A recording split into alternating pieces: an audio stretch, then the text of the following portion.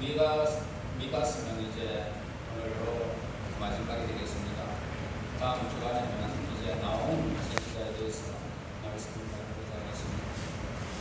미가 선지자와 이사야 선지자는 동시대의 인물이었습니다. 그들은 한 나라 한 도시에 그렇게 살았습니다. 우리가 알기로는 그들은 동일한 회중을 향해서 예언 활동을 전개했으며 또한 동일한 말씀으로 하나님의 말씀을 전하였습니다.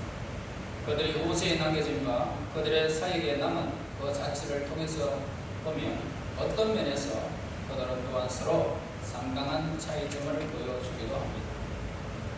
아마 이사야는 하나님께서 세우신 그의 사역자들 가운데 가장 웅변적인 그런 인물인 것으로 그는 가장 빛나는 사역에 적합한 선지자로 택함을 입었다고 볼 수 있습니다.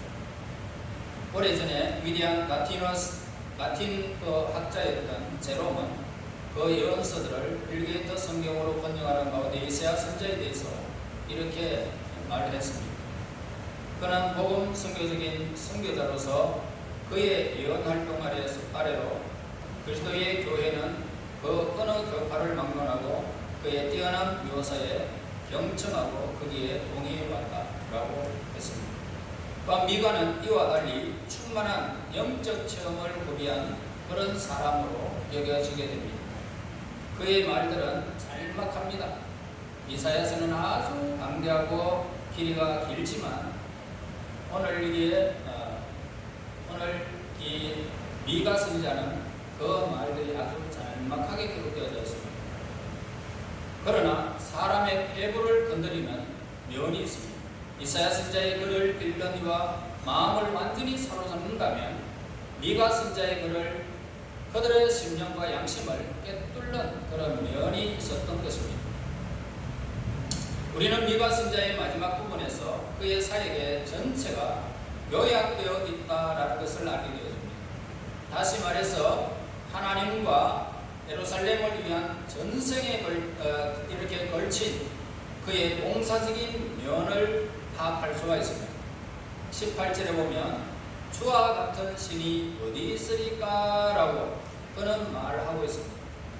그는 백성들에게 입을 열어 말하기 시작하였지만 하나님의 현존 앞에서는 그 영광스러운 은총의 보좌 앞에서 그들에 대해서 염려하는 것을 잊어버리게 되어졌고 오히려 하나님의 크신 은혜에 대해서 놀라움과 함께 그 영광을 찬미하면서 자신의 설교를 이끌어 나가게끔 하였습니다. 비록 성경 본문에 나타나 있지 않지만은 그가 18절에 주와 같은 신이 어디 있으리까 선포하기에 앞서서 그는 틀림없이 나와 같은 죄인이 어디 있습니까? 라고 하는 이 고백이 먼저 있었기 때문에 주와 같은 신이 어디 있습니까? 라고 고백할 수가 있었던 것입니다. 자기 자신이 바로 심각한 죄인이라는 사실 때문에 번민해 보기 전에는 하나님의 은혜에 감격해 본 사람은 일찍이 찾아볼 수가 없습니다. 그토록 오랜 세월에 걸쳐서 아무런 열매를 맺지 못했을 뿐만 아니라 그토록 죄 많고 성결되지 못한 삶을 살아온 자기 자신을 용납해 주셨던 하나님의 은혜에 대한 놀라움과 감격이 가슴 뭉클하게 이 미가 선지자를 통해서 우리에게 전해져 오고 있습니다. 자, 이스라엘의 하나님과 이스라엘을 둘러싼 이방 세계의 신들을 비교하는 암시적 표현이 다른 선지자들과 마찬가지로 미가 선지자에게도 나타나는 모습을 본문에서 보게 됩니다. 주와 같은 신이 어디에 있습니까? 다른 이방 신을 비준해서 이야기하는 겁니다. 이런 감탄의 형식은 의심할 여지 없이 이스라엘의 선지자들과 이방 민족의 거짓 선지자들 내지 거짓 신들 사이에 전개되어 왔던 끊임없는 경론에 얻어진 결과가 바로 주와 같은 신이 어디에 있습니까? 라는 것입니다. 그들은 그들 나름대로 신들을 모시고 있었고 미가 선지자는 논쟁의 격식을 위해서 그들의 입장에 우선 인정해 주면서도 그러나 그들에게 다시금 단호하게 반격하는 모습을 오늘 본문에서 기록하고 있습니다. 주와 같은 신이 어디에 있습니까? 라는 겁니다. 바알과 아스타롯 그 어떤 우상 숭배자들이 미가 선지자가 섬기고 있는 하나님과 같은 신을 모시고 있을 수 없다 이 말입니다. 그들은 각각 전쟁의 신이나 술의 신이나 모시고 있었고 그 외에 사랑의 신, 숯불의 신, 시냇가의 신, 바다의 신, 폭풍의 신 등등 모시고 그렇게 그들은 섬기고 있었던 겁니다. 그러나 이스라엘의 바깥에 그 어느 선지자도 자기가 모시고 있는 하나님에 대한 신에 대하여 이르기를 죄악과 그 기업에 남은 자의 허물을 사유하시며 라고 말한 적은 결코 세상의 어떤 신도 하나님이 허물을 사해 주시지 세상의 어떤 신도 허물을 사해 주는 신이 없다는 것입니다. 그래서 인간을 놀라게 하는 것은 뭡니까? 하나님께서 우리 인간의 죄악을 사유하신다라는 것입니다. 얼마나 놀라운 하나님의 은총입니다. 그렇지 않았다면 우리는 이 자리에 없을 것이고 결국 천국에도 이르지 못할 것입니다.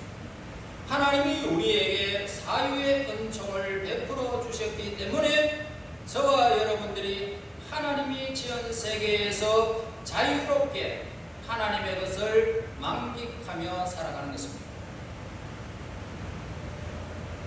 스코틀랜드 진정한 천재요 성인이라 불리기에 부족함이 없는 유대인 교수인 나비 아담 던칸이라고 하는 이 사람이 어느 날 그의 강의실을 향하여 길을 걷고 있었던 중이었습니다.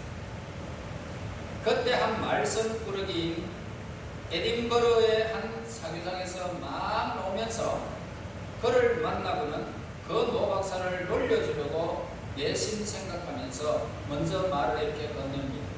박사님, 오늘 무슨 새로운 소식이 없습니까? 물론 있지요. 아주 엄청난 소식입니다. 라고 그 박사는 눈을 반짝이면서 대답합니다. 그 대답에 이 젊은이는 당황하게 만들어버렸습니다. 그는 또 묻기를 무슨 소식입니까 박사님? 라고 했습니다. 그는 추측하면서 그 소식이라는 것은 어떤 혁명적 사건과 같이 자기가 속해 있는 사교장에 미처 들어보지 못한 어떤 엄청난 일이다 라고 그렇게 스스로 이 젊은이는 생각한 것입니다. 그러나 엉뚱하게도 그 노박사는 자기의 손을 젊은이의 어깨를 더 얹으면서 이렇게 말합니다. 예수님의 보혈이 지금도 여전히 모든 죄를 씻어내고 있어 라고 그렇게 말하였습니다. 그의 말은 하나님의 은혜를 듬뿍 담아 표현하고 있는 것을 보게 됩니다. 하나님의 은혜가 어떤 죄인에게도 지금도 임하고 있다라는 것입니다. 하나님은 지금 우리의 죄를 사해주고 계시는 분이십니다. 문법을 공부하고 있는 학생이라면 그 시제가 현재다라고 말해줄 것입니다. 다시 말해서 미가의 시대에 용서해 주셨던 하나님께서는 현재에 와서도 더 이상 용서해 주지 않는 분이 아니라 미래에 언젠가 더욱 열심히 기도하고 신앙 준비가 철저히 더 되어져야 비로소 용서해 주시는 분이 아니라 하나님은 현재 여기서 하나님은 여러분들에게 용서를 베풀어 주시기를 원하시는 분이시다 이 말입니다. 그러므로 바로 여기에 복음으로 말미암는 기쁨이 우리에게 있는 것입니다. 바로 이 사실이 아침마다 새롭고 그 은혜를 깨닫도록 해주고 또 바로 이 사실이 모든 복음의 사역자들로 하여금 각자 자신에게 체험에 입각하여 자신있게 복음을 전파하게끔 해주는 비밀인 것입니다.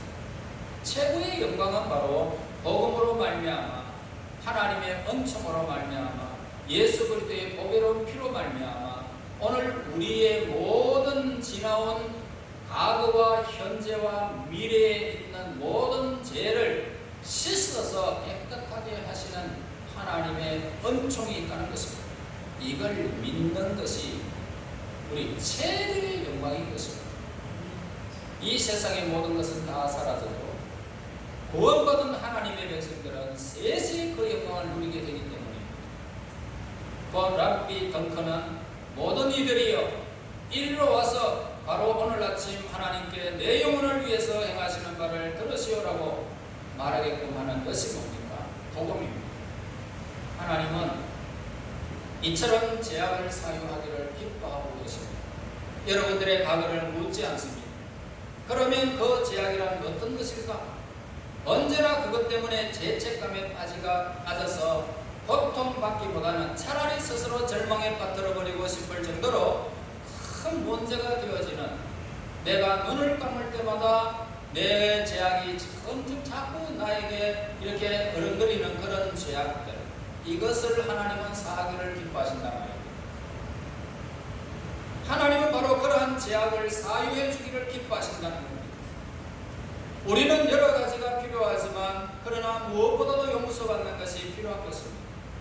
사형 선고받은 사람이 감옥에서 죽음을 기다리는 것보다 더 시간이 소중한 것은 없습니다. 조금 더 시간이 조금만 더 주어졌더라면, 그러면서 하루가 굉장히 그 시간이 아까운 것입니다. 사형수는 그렇습니다. 아침을 맞이하는 것이 우리에게는 소망의 하루가 될 수 있고 기쁨의 하루가 될 수 있고 새로운 출발점의 하루가 될 수가 있겠지만, 사형수들에게는 아침이 되어진다는 것은 엄직한 일이 아닐 수가 없고, 오늘 내가 나가서 죽음을 당할지 모른다는 거예요. 그러니까 완전히 극과 극의 삶을 사는 것이 사형수. 그들이 바라는 것은 오직 사형에서 해방되는 것밖에는 없습니다. 우리는 출애굽할 당시의 유월절을 우리는 기억하실 것입니다. 마지막 재앙으로 장자의 죽음이 있습니다. 짐승이면 최고의 맛짐승이 죽어버리고, 그리고 사람이 있으면 사람의 장자가 다 그날 죽음을 당할 때입니다. 전 애굽의 장자는 하룻밤에 죽음을 당하고 말았던 것입니다. 그러나 양의 피를 문설주에 뿌린 유대인들은 하나님의 사자가 그냥 그 피를 보고 이 집에 장자가 죽었구나 하고 뛰어넘어 버렸습니다. 지나가 버렸습니다. 이것입니다. 하나님의 사자는 집안에 있는 사람들의 죄를 보시지 아니하시고 무엇을 보았다? 양의 피를 본 것입니다. 집안의 사람들이 죄가 있든지 없든지 그걸 하나도 안 봤단 말입니다. 예수 믿으면 여러분들의 모든 죄를 하나도 안 본단 말입니다. 왜? 예수님의 피, 십자가의 보혈의 피를 보는 것입니다. 예수 하나님. 그걸 보고 하나님은 사유하시기를 기뻐하시는 분이시다, 이 말입니다. 하나님께서는 양의 피를 통하여 그 집안의 모든 사람들에게 용서의 은혜를 베푸시는 것입니다. 하나님께서는 비록 잠시 동안 진노하실지 모릅니다. 그리고 양심을 통해서 우리의 양심을 맞이를지도 모릅니다. 그러나 영원한 양심의 가책을 하나님은 요구하지 않는다는 것입니다. 악한 영이 우리 양심을 찌르는 수도 있다요.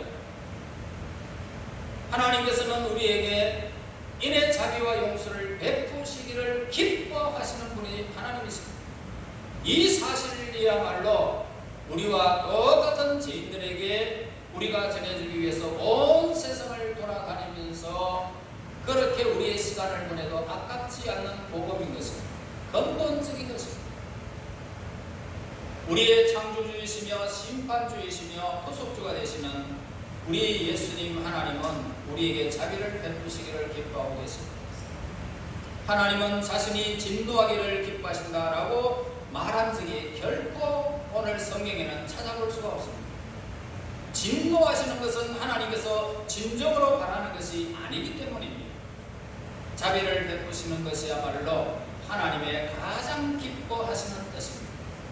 만약 악한 영이 우리에게 책망이 되어진다면 우리는 이렇게 악한 영을 통해서 대답해야 할 것입니다.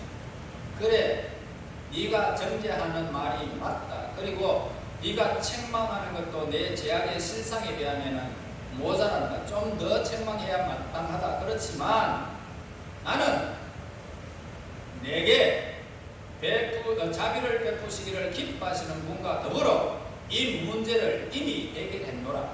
그러면서 말하는 것입니다.